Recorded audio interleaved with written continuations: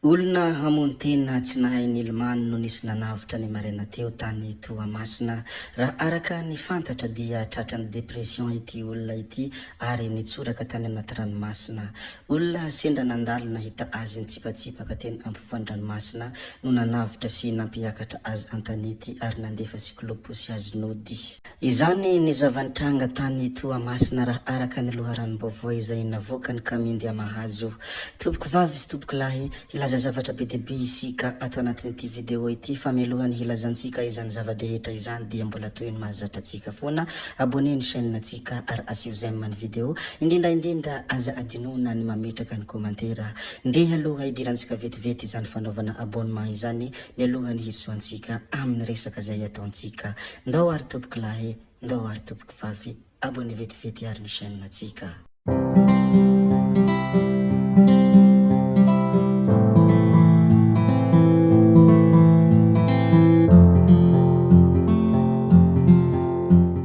Nanao fihetsika tsara sy mahafinaritra moa ity député Narsisy ity satria nandray antanana ireo mpianatra izay hanalabaka avy any Mandabe. Tonga nijery sy nandray antanana mivantana ireo mpianatra 13 avy amin'ny komina ambanivohitra Mandabe sy Bernono izay hiatrika ny fanadinam-panjakana baccalauréat ao Mahabo ny solombavambahoaka ny Madagasikara Andriamatoa Andrianirina Narsisy.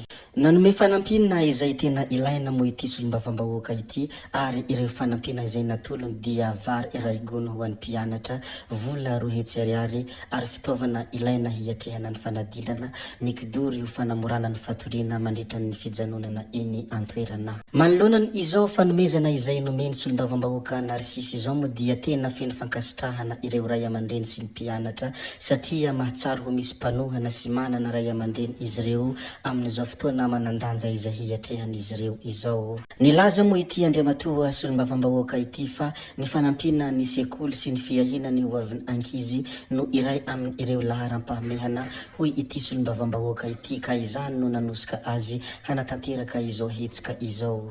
Hizara sy hilaza kely indray ny zavatra malaza any ivelany isika rehefa avy nilaza vetivety ny hetsika izay nataony solombavambahoaka Narsisy. Dibondrano i New York satria tratrany Orambe. Difitra ny tanàna New York taorian'ny Orambe izay niseho ny andro ny alatsinainy alina ifoha talata. Nikorontana ny fitaterana anatin'ny metro. Feno rano daholo izy ireo indrindra ny tao atsimon'ny faritra iny. Ireo seranam-piaramanidina 3 ao antoerana koa dia voaterina na foana sidina sasansasany. Natratra hatraminy 570 mm ny orana ny latsaka tao anatin'ny adiny 2 fotsiny. Manomboka mametra-panontaniana amin'ny fanomanana ny tanan-dehibe amin'ny trangany natiora lasa matety-piavy tahaka izao ireo teknisianina momba ny tanan-dehibe any antoerana ankehitriny. Rehefa avy nilaza ny mikasika an'iny tondradrano iny moa isika dia andeha ary isika hilaza kely ny mikasika ity zavatra anankiray ity.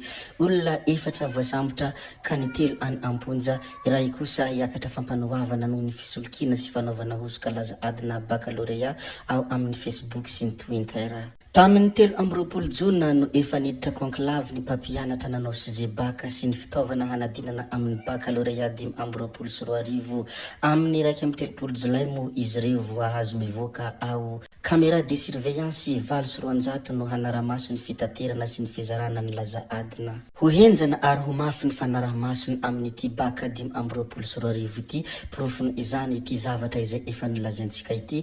Olona 4 voasambotra ka ny 3 any amponja, iray kosa hiakatra fampanohavana. Rehefa avy nilaza ny mikasika an'iny fanadinam-panjakana baccalauréat iny moa isika dia ndeha ary isika hiresaka kely ny mikasika ny malagasy 12 tratra izay saika hifindramonina antsokosoko tany Mayotte. Saika hifindramonina antsokosoko any Mayotte ireo teratany malagasy izay miisa 13 niaraka tamin'ny saodien 2 ary tratrany zandary tamin'ny iray maraina tao Ambanja ny androny alahady lasa teo. Olona tsara sitrapo no nampandrehengana ny manampahefana raha nahita azy ireo saika hiondrana tamin'ny sambokely. Avy any Nosy-be, Mahajanga, Ambilobe, Antsiranana ary Anivranonoro no faviany izy ireo ary vehivavy ny 10, tovolahy tsy ampy taona ny 2. Ireo teratany saodien 2 kosa ny tombo-kevitra saika hitondra azy ireo. Rehefa tratra moa ireto olona izay saika hiondrana antsokosoko any Mayotte ireto dia no tanana ao amin'ny tobiny zandary ao Ankingameloka Ambanja izy ireo ary miatrika ny fanadihadiana ankehitriny. Zareo kely moa iny satria anisan'ny tena nalaza ny resaka malagasy 13 tratra izay saika ifendramonina antsokosoko tany Mayotte iny. Rehefa voalaza moa ny mikasika an'izay dia ndeha arisika hilaza ny zavatra manaraka indray. Ny malaza ny amin'ny andro anio moa dia resaka ramatoa Annick Johary Ratsiraka. Raha araka ny vaovao izay mivoaka moa dia voaantso eny amin'ny Pac Sibiankony sekretera nasionaly antoko Arema tsy iza moa izany fa ramatoa Annick Johary Ratsiraka ny amin'ny andro alakamisy 17 Jolay amin'ny 7 ora maraina. Manoloana ity zavatra izay nivoaka ny androandroany ity moa dia naneho ny heviny ary nanambara ny fahatsapany ny mikasika ny ramatoa Annick Ratsiraka moa ny solombavam-bahoaka teo aloha andramatoa Paulbert Rosy Rahasimanana. Nilaza izy no hoe oadray tsy nisy kalma sikilina ary demokrata ohatra ny Annick Ratsiraka raha samy mpanao politika fantatro ndana hatreo bavya ho hitantsika eo ny tohiny tsy karazany mpanao ratsy ny anay itony hoy Rosy fa kalma fotsiny izahay. Izany moa ny teny izay nambarany ity solombavam-bahoaka teo aloha ity ary fankaherezana ho an'ny ranabaviny ndana atreho izy fa ho hitantsika eo ny tohiny. Fa ny fanehoan-kevitra izay nambarany Hajo Andrianenarivelo kosa dia rehefa nararikibo ny mpitondra fanjakana tany Mahajanga tamin'ny fankalazana valomaritsa dia nakatona ilay toeram-pisakafoanana fa raha maty ny malagasy tany antoerana dia tsy heno hatreto hoe inona ny fiapetra no raisin'ny fitondrana fa tolona no resaka hoy ny fanazavan'ny filoha nasionaly antokony malagasy miara-miainga Hajo Andrianenarivelo. Samba ny teto amin'ny tantarany izao tontolo zao ny hoe misy singa tsy fantatra mahazo ny olona tsy fantatra anefa ny fiapetra tokony ho raisin'ny vahoaka sy ny mpitsabo raha tsy ambara amin'izy ireo na antony na tonga ilay fahafatesana. Nilaza koa moa ny filohany antokony malagasy miara-miainga ny hoe nisy ihany koa ny malagasy namoy ny aintany amin'ny fakitra hafa saingy tsy misy ny fanaovana fitsirihana na ny fitadiavana ny tena antony zavaniseho ilaina ny mangarahara hoy hatrany izy. Tokony ho vita eto antoerana ny fanadihadiana mikasika ny fitiliana ireo singa raha tena manara-penitra marina ny hopitaly sy ny laboratoara eto amintsika.